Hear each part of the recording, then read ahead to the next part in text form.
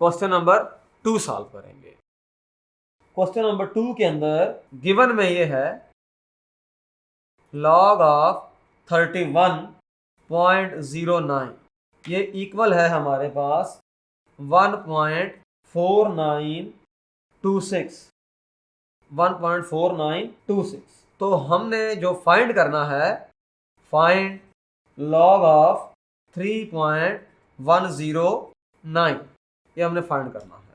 देखिए इसके अंदर टेक्निक अप्लाई करेंगे।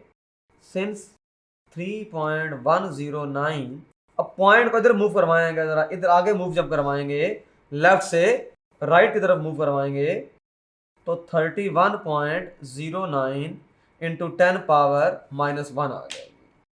अब दोनों तरफ लॉग अप्लाई कर दें। Log of 3.109 is equal to log of 31.09 into 10 power -1।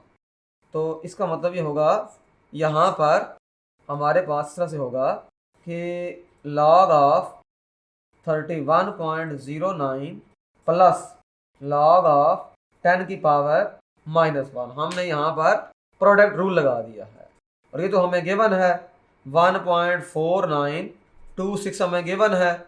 Plus करेंगे, ये पावर पहले आ जाएगी, और log ऑफ जो 10 होता है, यहाँ पावर रूल हमने अप्लाई किया है, log ऑफ 10 होता ही 1 है, तो 1.4926 और यहाँ पर -1 है, इसके साथ 1 मल्टीप्लाई हो जाएगा, तो 1.4926 -1 आ जाएगा।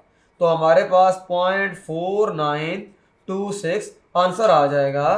तो इसका मतलब ये हुआ कि हमने फाइंड कर लिया log ऑफ 3.109 का जो आंसर है वो 0.4926 है। इस तरह से हमने क्वेश्चन नंबर 2 को सॉल्व कर लिया। क्वेश्चन नंबर 2 के अंदर हमने 2 फार्मूले अप्लाई किए हैं।